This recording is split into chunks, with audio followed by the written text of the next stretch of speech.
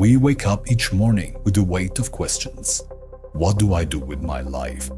How do I fix this? How do I solve life? But what if the very act of seeing life as a problem is the problem?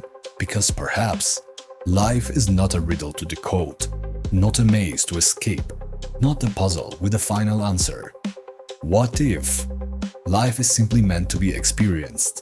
We're taught to believe every feeling must be managed, every flaw corrected, every day optimized.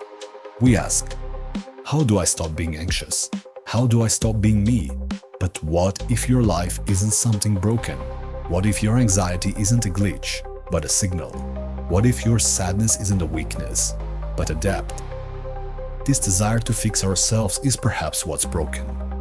We rearrange the furniture of the mind without ever stepping outside to feel the sky.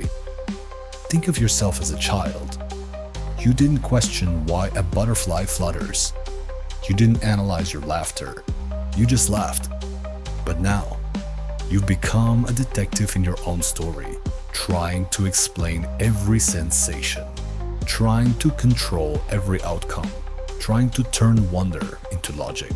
But the child in you still exists, still breathing, still watching, still hoping you'll stop solving and start seeing again. We want reasons. We ask, why did this happen to me? But the world doesn't owe us an answer. It offers something better, presence. A raindrop doesn't ask why it falls, it just falls. And in that falling is grace.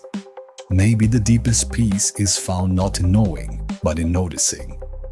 Not in controlling, but in allowing. Ironically, most of our suffering comes from chasing peace. If I meditate enough, I'll never feel pain. If I succeed enough, I'll never fear again. But peace isn't a reward. It's not the end of a race. Peace is the silent space that was always underneath your running. You don't find peace.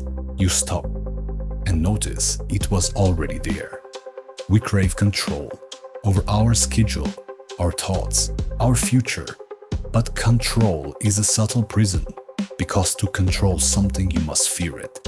And to fear life is to never fully live it. It's like trying to hold a river in your hands. The tighter you grip, the faster it slips. Real freedom is not control. Real freedom is trust. The birds don't worry about next week. The trees don't regret last year. The moon doesn't compare itself to the stars. They just are. And you, underneath the noise, are the same. A being, not a machine. A moment, not a task. A witness, not a warrior. Sit, breathe. Ask yourself nothing. Let yourself just exist. That space is what life is.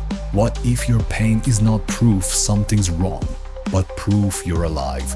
What if sadness is just love with nowhere to go? What if boredom is a call to stillness?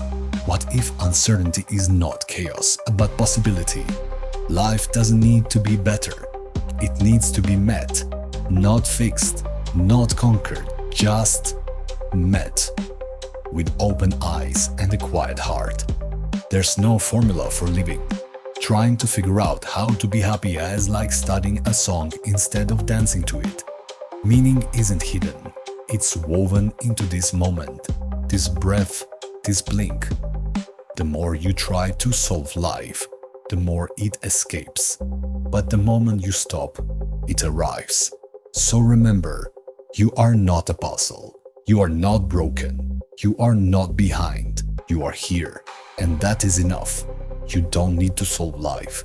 You need to live it, feel it, breathe it, fall into it. Because maybe, just maybe, life is not a test you pass. It's a dance you learn to surrender to. And every step, even the messy ones, are part of the music. So dance.